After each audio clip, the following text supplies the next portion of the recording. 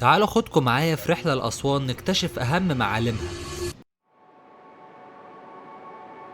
مدينة تسمى أرض الذهب، وهي خدت الاسم ده لوجود أكبر مناجم الذهب في أرضها في منطقة العلاقي في الجنوب، وحصل فيها أضخم عملية إنقاذ للآثار في التاريخ.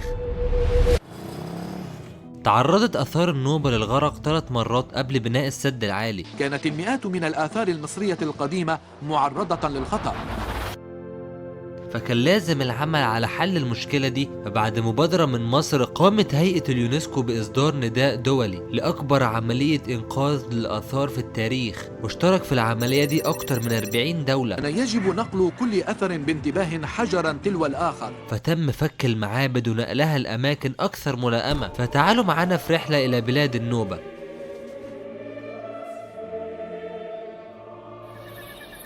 بدأنا رحلتنا في قلب أسوان، وخدنا مركب شراع نلف بيه حوالين الجزيرة. النوبة شعب نيلي يعيش على ضفاف النيل، الضفة الشرقية والغربية، وفي بعض الجزر في وسط النيل، ولذلك حياته كلها مرتبطة بالنيل.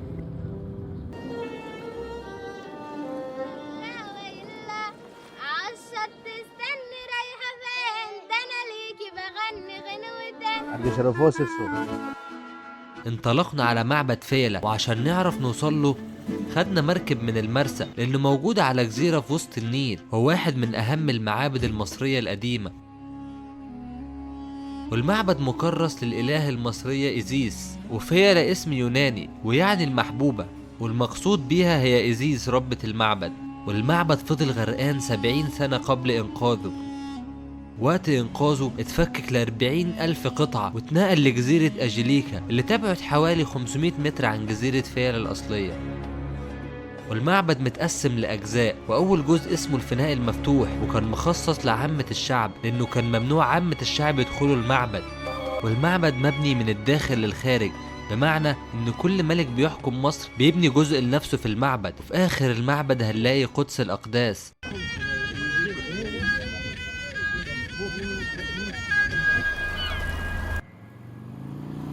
وبعدها انطلقنا على السد العالي، أعظم مشروع هندسي في القرن العشرين. كانت عملية بناء هذا السد مثيرة، فهو يضم مواد كافية لبناء أهرام الجيزة الكبيرة. يوم 9 يناير سنة 1960 شهد الرئيس جمال عبد الناصر الاحتفال الذي أقامه المهندسون في جامعة القاهرة بمناسبة بدء تنفيذ مشروع السد العالي. اتحط حجر الأساس لمشروع السد العالي، وعشان يبنوا السد استعملوا 25 طن ديناميت فحت وتعميق المكان. وسنة 1973 افتتح الرئيس أنور السادات المشروع بشكل رسمي بطول 3830 متر وارتفاع 111 متر فوق نهر النيل، وبيمر خلاله 11,000 متر مكعب من المية في الثانية الواحدة. وبمناسبة التعاون بين الاتحاد السوفيتي ومصر اتبنى رمز الصداقة كرمز للصداقة المصرية السوفيتية، وخد شكل زهرة اللوتس بسبب انها كانت مقدسة عند المصريين القدماء.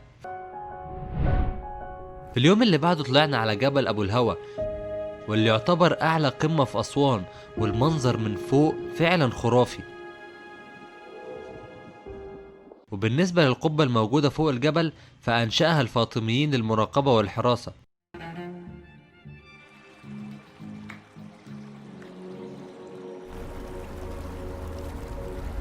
وما كانش ينفع امشي من اسوان من غير ما ازور غرب سهيل، او زي ما بيقولوا عليها القرية النوبية.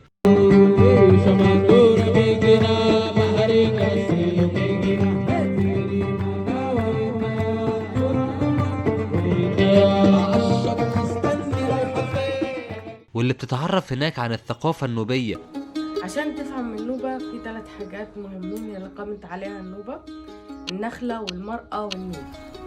والمرأة ليها دور مهم جدا بين أهل النوبة. هنا المرأة بتعمل كل شيء، يعني بترعى الأطفال، بتجيب المياه من النيل.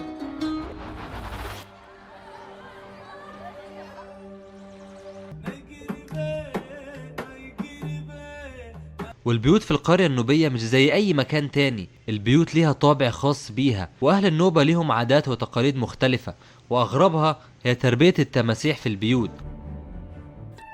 ويقال إن العادة دي توارثوها من أجدادهم، واللي كانت بالنسبة ليهم بتدل على القوة، وكانوا وما زالوا بيعلقوا التماسيح المتحنطة على البيوت. والأسواق في أسوان مختلفة، إن كل حاجة فيها مصنوع يدويا. وختمنا رحلتنا بالحفلة النوبية.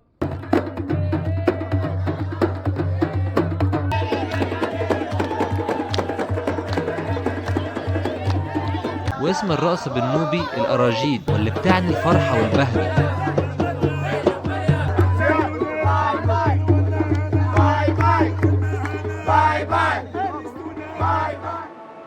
في الأخير أسوان واحدة من أكتر المحافظات المختلفة اللي زرتها، من الناس للعادات والتقاليد، فما تنسوش تشتركوا في القناة عشان تشوفوا المغامرات الجاية.